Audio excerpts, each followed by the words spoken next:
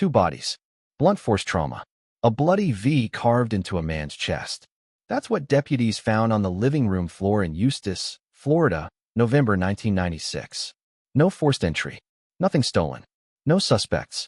Just Richard and Naomi Wendorf, murdered in their own home. It looked like a ritual, and it was. When I arrived on scene, officers were shaken. Hardened investigators called it the most disturbing case they'd ever seen. Not just because of the violence, but because it made no sense. Richard Wendorf was a utilities supervisor. Naomi worked at a local department store. Good people. Clean records. Their teenage daughter, Heather, was missing. Her bedroom? Empty. Her car? Gone. At first, it looked like a robbery gone wrong. Then officers noticed the V, and the blood smeared across the kitchen walls in patterns too specific to be random. Within 48 hours, police connected the missing girl to a teenager from Kentucky, a boy named Rod Ferrell. He wasn't family. He wasn't a classmate. He was something else entirely. Rod told people he was a 500-year-old vampire named Vesago, and Heather Wendorf had just joined his clan. The deeper I dug, the stranger it got. Rod wasn't acting alone. He had followers, teenagers from broken homes, drifting through life, looking for meaning. He gave them one: drink blood, reject the world, serve the darkness. This wasn't fiction. This wasn't a game. It was real, and it ended in blood. To understand how a group of suburban teenagers went from goth roleplay to double homicide, I had to go back. Back to where it all started, Murray, Kentucky, a quiet college town where Rod's delusion took root and mutated into something lethal. What I found there wasn't just darkness. It was belief, controlled, cultivated, and weaponized by a 16-year-old who convinced others he wasn't human. And they believed him. Rod Ferrell wasn't just obsessed with death. He built his identity around it. Born in 1980, raised in Murray, Kentucky, Rod grew up isolated. His mother dabbled in the occult. She gave him books on vampires, witchcraft, and reincarnation, and told him they were real. He didn't question it. By 14, Rod had created an alter ego, Vesago, a 500-year-old vampire spirit. He wasn't pretending. He spoke as Vesago, wrote about drinking blood, told classmates he couldn't die. Most laughed. Some were afraid. One teacher reported him after he drew violent symbols in class. Nothing happened. Then Rod started using LSD, weed, cocaine, anything to feed the fantasy. Reality became optional. He got expelled for threatening another student. The school didn't want him back. His mother moved him around, Tennessee, then back to Murray, but the problem followed. Rod was already too far gone. By 15, he wasn't alone. He met Scott Anderson, another outsider with a violent streak. Then came Dana Cooper, quiet and eager to belong. Charity Kesey, naive, easy to influence. And finally, Heather Wendorf, visiting from Florida. She was drawn to Rod's intensity. He told her she was special.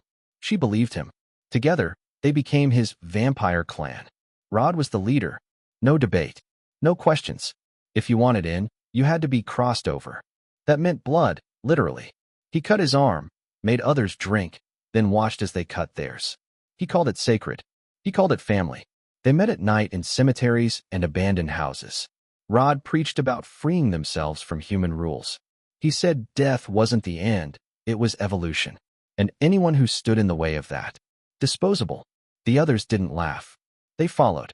By fall of '96, Rod was planning an escape. He told the clan they were going to New Orleans, the true home of the undead. A new beginning. But one thing stood in the way: Heather's parents. Rod said they were holding her hostage. He called it abuse, control, oppression, and he promised to fix it. Not by talking, not by running, but by liberating her. That was the word he used. November 25, 1996. Rod Ferrell and his clan hit the road. They stole a Ford Explorer in Kentucky and drove straight to Eustis, Florida. Heather was already there. She'd been messaging Rod, begging him to take her away. She said she hated her life. She never imagined what that would lead to. They pulled into town at night. Rod had a plan. He and Scott Anderson would go in. Heather would wait nearby. Dana and Charity stayed in the car. The Wendorf house was quiet. Front door unlocked. Richard Wendorf, 49, was asleep on the couch. Naomi, 48, was in the shower. Rod walked in holding a crowbar. He didn't hesitate. He struck Richard in the head. Once, twice, again, until the man stopped moving. Then he turned to Naomi. She came out of the bathroom and saw him standing there. He attacked. Blunt force trauma. Skull crushed. Then, the symbol. Rod took a cigarette, burned it into Richard's chest, and carved the letter V, Vesago's mark. Not for disguise. Not to taunt. To claim. He later told police he felt nothing. No rage. No guilt. Just power. The group drove off that night like nothing happened. They stopped for food. Laughed. Played music. Rod joked about being a god. No one argued. Heather returned to the house after it was over. Claimed she didn't know Rod would actually kill them. But the damage was done. 2 bodies left behind. A daughter gone. And 5 teenagers on the run. By the time police found the scene, the blood was already dry. But the V was still visible. Detectives were baffled. No robbery. No forced entry. No clear motive. Until they ran Heather's name and found Rod Ferrell. From there, everything unraveled. After the murders, Rod Ferrell wasn't hiding. He was celebrating. He and the group drove west, out of Florida, into Louisiana. No disguises. No plan. Just fast food, gas stations, motel rooms. They maxed out Naomi Windorf's credit cards, the same ones they'd stolen after killing her. In his mind, Rod was already in New Orleans. Already Vesago. Already free. They stopped in Baton Rouge. Slept in the car. Dana called her grandmother from a payphone. She sounded nervous. Said they were heading to New Orleans with some people. The grandmother listened, and then called the police. That call saved lives. Officers tracked the phone number to a local payphone, put out an alert on the stolen SUV, and within hours, spotted the group in a hotel parking lot. No chase. No gunfire. Just flashing lights, hands in the air. Rod smiled when they cuffed him. At the station, he told detectives exactly what they wanted to hear, and more. He described the killings in detail. Showed no remorse. Laughed when they asked why. He said it was part of his transformation. That Richard and Naomi had to die, so Heather could be free. That it was a gift. Scott Anderson cracked under pressure. He cried during his interview. Dana and Charity stayed quiet. Heather insisted she never thought Rod would go through with it. But by then, no one believed her. The media exploded. Headlines called it a vampire cult murder. Talk shows brought on experts to explain goth culture. Parents panicked. Schools doubled down on curfews and dress codes. But the truth was simpler. A delusional teenager convinced 4 others to follow him off a cliff. The case was airtight. Confessions. Physical evidence. A weapon. A motive, if you could call it that. Now, it was time for the courtroom. And Rod Ferrell wasn't done performing. Rod Ferrell didn't walk into court like a teenager. He strutted in like a star. Long hair. Cold stare. No emotion. He told reporters he was a vampire, still. Not as a defense. As fact. The trial began in February 1998. Prosecution laid it out. Rod Ferrell, 16 years old, bludgeoned 2 people to death in their home. He admitted it. He bragged about it. His prints were on the weapon. His mark, the V, was on the body. Scott Anderson testified. He said Rod planned it all. Dana and Charity admitted they followed Rod blindly, believing he was more than human.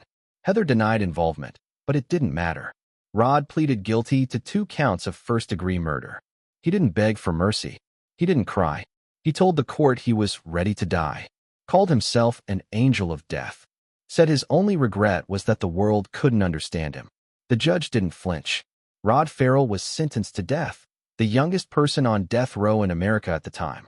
But the story didn't end there. In 2000, the Florida Supreme Court reviewed the sentence. Rod was only 16 during the murders, legally a juvenile. The court commuted his death sentence to life, without parole.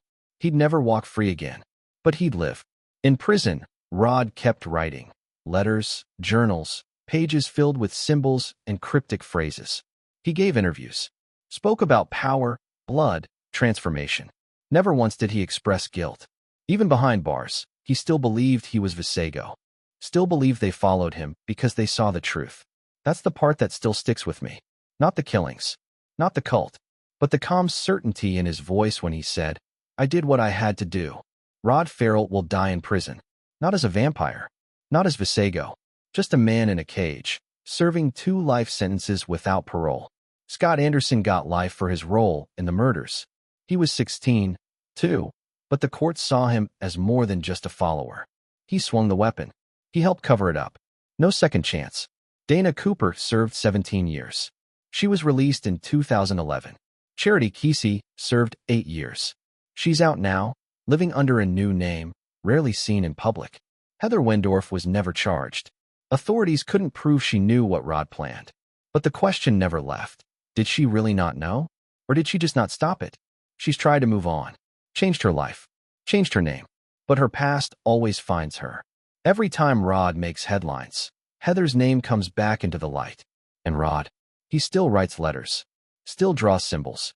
Still talks about blood. But the myth is dead. The vampire king lost his throne the night he crossed the Wendorf doorstep. No fangs. No powers. Just a 16-year-old with a crowbar and a fantasy that turned into a slaughter. What happened in that house wasn't horror fiction. It was the end result of obsession, delusion, and complete adult failure to intervene. There were signs. So many signs. But no one stopped him. Not the school. Not the system. Not even his family. And 5 kids walked into the dark because no one told them the game was over.